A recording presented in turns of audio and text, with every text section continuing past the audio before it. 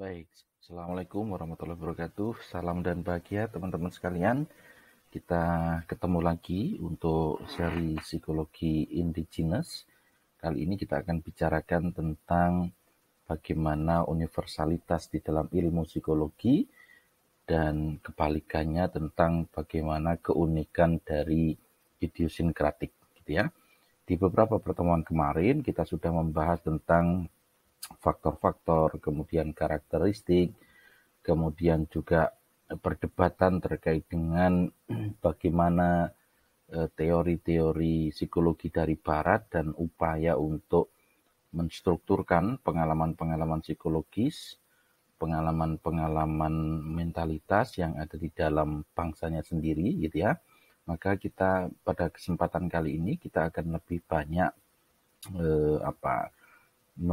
melihat gitu ya, kenapa kemudian dalam konteks psikologi indigenous ada istilah-istilah berkaitan dengan psikologi universal atau tinjauan umumnya nanti akan berkaitan dengan psikologi global, tetapi di satu sisi yang lain kemudian juga ada keunikan-keunikan atau hal-hal yang sifatnya idiosinkratik. Baik, teman-teman sekalian, kalau kita cermati, kita flashback dulu terkait dengan bagaimana gerakan psikologi indigenous ini bermula, gitu ya. Jadi awal mula dari gerakan psikologi indigenous, teori psikologi itu menjadi semangat zaman, gitu ya, yang kemudian membawa kemajuan signifikan di dunia psikologi terutama di Asia. Nah, ini menurut Lung di tahun 2007 misalnya mencatat bahwa ada cukup banyak kajian-kajian psikologi indigenous gitu ya di berbagai negara Asia dan berhasil memberikan kontribusi yang signifikan pada psikologi global, pada psikologi-psikologi mainstream. Sehingga karya-karya baik itu berkaitan dengan riset-riset empirik atau teoritis gitu ya dari berbagai tokoh psikologi indigenous seperti Guo Shu yang kemudian Kuang Hu Huang dan Profesor Uchol Kim misalnya memiliki suntingan. Nah, suntingan itu sitasi gitu ya, pengutipan yang jumlahnya tinggi atau disebut sebagai high sitasi gitu ya. Jadi teori-teori, karya-karya, penelitian yang diterbitkan di jurnal-jurnal internasional kemudian menjadi rujukan yang besar gitu ya, rujukan yang banyak bagi dunia psikologi secara umum. Dan tidak hanya di kalangan ilmuwan, di lingkungan budaya asalnya saja, melainkan juga yang melakukan sitasi ini dari kalangan luas di luar kebudayaan yang mereka gali, mereka teliti. Nah, teman-teman sekalian, gerakan indigenous juga telah berhasil menginspirasi kebangkitan intelektual para ilmuwan psikologi di negara-negara berkembang lain. Di negara-negara berkembang, terutama misalnya di kawasan Asia gitu ya. Sebagai contoh misalnya Indonesia, Malaysia, Thailand, Filipina, termasuk kawasan-kawasan lain itu di Afrika, Amerika Selatan maupun Pasifik. Sehingga upaya untuk menggali konsep psikologi dari kebudayaan sendiri itu memang kemudian menjadi cukup berkembang di sana. Nah, pertama-tama memang yang menarik kemudian perlu kita catat bahwa Profesor Virgilio Enriquez dari Filipina ini menjadi pionir utama gitu ya, yang sekaligus tokoh yang berpengaruh dalam gerakan psikologi indigenous. Ini catatan dari Kim gitu ya, kemudian Huang dan Yang di tahun 2006. Jadi Profesor Virgilio Enriquez inilah orang yang pertama kemudian mencetuskan bagaimana membangun gerakan psikologi indigenous yang upaya pembelajarannya kemudian tidak selalu berkiblat pada dunia barat gitu. Namun kemudian tercatat di dalam perkembangannya tokoh-tokoh dan penelitian-penelitian dari psikologi indigenous ini kemudian didominasi oleh ilmuwan-ilmuwan dari negara-negara di Asia Timur, terutama negara-negara maju di Asia Timur gitu ya. Ada Jepang, Cina, Korea, dan Taiwan misalnya. Negara-negara inilah yang kemudian di dekade terakhir gitu ya, itu kemudian menunjukkan signifikansi yang luar biasa ketika bicara soal psikologi indigenous. Tentu saja ini menjadi tantangan besar bagi ilmuwan-ilmuwan bangsa Melayu khususnya ya di Asia Tenggara seperti Indonesia, Malaysia gitu ya, termasuk Filipina yang Filipina ini tadi menjadi salah satu pionir melalui Profesor Enrich gitu terkait dengan tumbuhnya psikologi indigenous, tetapi kemudian tantangannya adalah bagaimana membangkitkan kembali gitu ya, mengusung psikologi indigenous ini sebagai sebuah semangat intelektual zaman yang lahir dari rahimnya sendiri. Ini menjadi catatan penting bagi kita untuk kemudian mencermati bagaimana perkembangan psikologi indigenous. Nah, teman-teman sekalian, dalam konteks ilmu pengetahuan kita kembali ke bagaimana universalitas itu. Dalam konteks ilmu pengetahuan dapat kita cermati bahwa sesungguhnya terjadi satu proses yang disebut sebagai universalitas, gitu ya, atau universalisasi. Universalisasi ini satu realitas yang kemudian harus dijangkau oleh metode ilmiah. Nah, proses universalisasi ini atau universalitas ini akhirnya berujung pada situasi serba biasa, gitu ya, serba biasa bagi kita di zaman sekarang, yakni keyakinan bahwa segala sesuatu itu bisa menjadi objek penelitian ilmiah. Suatu tuntutan yang sepintas lalu tampaknya sedikit aneh adalah universalitas ilmu pengetahuan.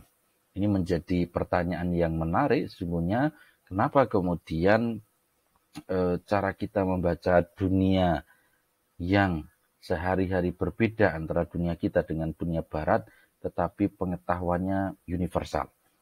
Kenapa kemudian teori yang barat dalam konteks mainstream itu kemudian dianggap universal dan dianggap mampu menjelaskan peristiwa-peristiwa mental yang dialami oleh masyarakat di berbagai belahan dunia misalnya. Ini menjadi pertanyaan penting yang tentu saja menjadi perdebatan sekaligus memicu bagaimana lahirnya psikologi indigenous. Pertanyaannya kemudian adalah apakah universalitas bagi ilmu alam umpamanya gitu ya, itu dapat berlaku juga pada ilmu psikologi yang sesungguhnya ilmu psikologi itu mengarah pada sesuatu yang sifatnya unik, sesuatu yang sifatnya khas. Beberapa pertemuan kemarin kita sudah menyebut bahwa pengetahuan itu ada yang sifatnya nature dan ada yang sifatnya human. Gitu ya, human nature itu ya kira-kira bicara soal ilmu alam. Yang kemarin kita berikan contoh misalnya benda gitu ya, kalau dilempar ke atas ya dia akan jatuh ke bawah. Ini teori gravitasi, artinya teori ini akan berlaku dimanapun. Ya setiap benda yang dilempar ke atas itu turun ke bawah atau jatuh ke bawah. Tapi apakah kemudian dalam konteks psikologi akan berlaku hal yang sama misalnya? Maka dalam konteks psikologi, ketika kemudian kita bicara soal universalitas gitu ya, maka apa yang disebut universalitas dalam ilmu psikologi itu tentu saja harus memiliki kekhasannya sendiri. Memiliki nuansa keilmuannya sendiri, dengan caranya sendiri gitu ya. Psikologi pun kemudian mencari bentuk universalitas atau keumumannya. Tetapi kemudian umum dalam hal ini tentu saja tidak berarti dapat diulang gitu ya, tetapi menunjukkan hal yang sifatnya quote unquote genetis begitu, yang mempunyai arti umum karena menjalankan suatu pengertian atas tingkah laku dan proses mental. Jadi kalau kita bicara soal psikologi, maka yang akan dicari soal keumumannya adalah soal perilakunya dan proses mentalnya. Ini keumuman yang kemudian ingin dicapai dalam konteks itu. Baik. Kemudian teman-teman sekalian, dalam dikatakan sebagai sebuah pengetahuan, ilmu pengetahuan untuk dikatakan universal gitu ya, jika ada tuntutan tentang objektivitasnya.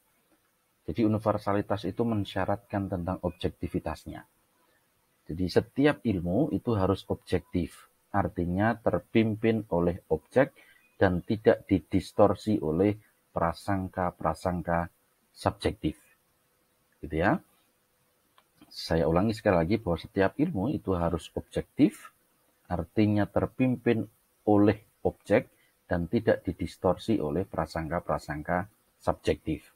Nah, agar objektivitas ini terjamin sebaik mungkin, maka ilmu pengetahuan harus memenuhi tuntutan terkait dengan intersubjektivitas.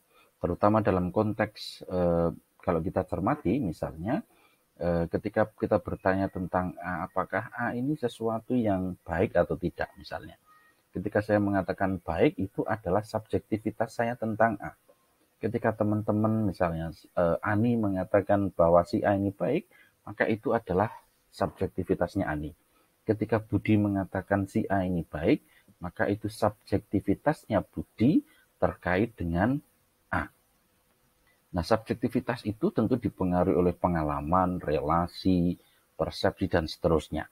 Maka ketika subjektivitas saya, subjektivitasnya Ani, subjektivitasnya Budi, itu kemudian dikelola, maka kemudian akan melahirkan apa yang disebut sebagai intersubjektivitas. Nah, intersubjektivitas inilah di dalam ilmu sosial gitu ya, itu kemudian didudukkan sebagai objektivitas. Nah, ilmu pengetahuan seperti halnya psikologi itu harus dapat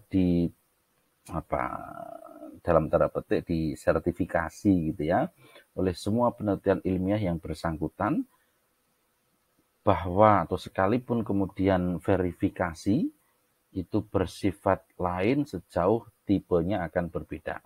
Karena itu psikologi itu harus dapat dikomunikasikan. Apa yang kita lahirkan dari kebudayaan kita itu harus dikomunikasikan secara jelas, secara terang gitu ya, secara clear kepada orang-orang atau pengkaji-pengkaji psikologi yang berasal dari berbagai belahan dunia. Nah, kemampuan mengkomunikasikan ini tentu membutuhkan effort lain, gitu ya, effort yang berbeda, effort yang sungguh-sungguh, sehingga kemampuan untuk mengkomunikasikan gagasan, tulisan, dan praktek penelitian itu harus menjadi clear dulu agar kemudian diterima secara jelas oleh orang-orang atau para pembelajar psikologi dari kebudayaan yang berbeda. Nah, bisa saja dalam konteks psikologi kemudian menggunakan bahasa teknis yang hanya dimengerti oleh para ahli gitu ya.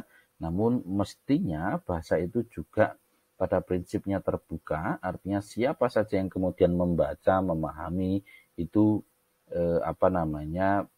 memiliki keinginan untuk mengurainya, memiliki keinginan untuk menguasainya. Nah, dari beberapa definisi yang diberikan oleh para ahli, seperti yang telah kita bicarakan tadi, misalnya pada prinsipnya bahwa psikologi mempelajari tingkah laku dan proses mental manusia. Ini bagian dari pendekatan yang berbeda karena di awal-awal kemunculannya gitu ya, dulu psikologi yang mempelajari soal jiwa begitu. Tapi kemudian bergerak menjadi lebih spesifik, lebih terang, itu karena yang bisa diamati, bisa diteliti menurut para ilmuwan barat ini ya soal tingkah lakunya atau perilaku dan proses mentalnya. Baik, itu berkaitan dengan universalitas dari sebuah ilmu. Tapi kebalikannya kemudian ada istilah idiosinkretik atau idiosinkretik begitu ya. Jadi idiosinkretik ini kalau kita cermati di dalam KBBI itu ya bersifat pribadi, bersifat khas, bersifat unik, dan selalu harus diartikan dalam konteksnya. Gitu ya, kita ingat pengertian dulu berkaitan dengan psikologi indigenous, itu membahas tentang perilaku dan sikap mental dengan kata kunci sesuai dengan konteks hidupnya, gitu ya. Maka sumber dari idiosinkratik ini merupakan sumber internal yang kemudian melihat nilai-nilai atau value, pengalaman atau experience, gitu ya, bakat, serta kepribadian yang mempengaruhi persepsi, kalkulasi maupun perilaku. Maka di dalam konteks psikologi kita mengenal apa yang disebut sebagai individual differences. Bahwa kita itu sebenarnya makhluk yang berbeda satu sama lain. Sehingga harus dicermati sebagai sebuah keunikan. Maka ini tantangan yang kadang-kadang selalu dihadapkan antara universalitas dengan keunikan manusia. Keunikan pribadi, kekhasan pribadi, kekhasan pengalaman kebudayaan, atau kekhasan membaca perilaku dan proses mental manusia sesuai dengan konteksnya. Jadi ada keinginan untuk menarik ke wilayah universalitas, tetapi di satu sisi ada keinginan untuk menangkap apa yang khas, apa yang unik dari pengalaman-pengalaman hidup manusia yang sesuai dengan konteksnya. Ini perdebatan tarik menarik sekaligus, tapi juga sebagai satu perbincangan yang khas di dalam psikologi indigenous. Saya kira itu teman-teman sekalian apa yang kita bahas pada kesempatan kali ini, gitu ya. Jika ada pertanyaan teman-teman bisa ajukan melalui kolom komentar YouTube. Nanti kita akan bahas bersama-sama. Terima kasih teman-teman. Tetap jaga kesehatan. Salam sehat dan salam.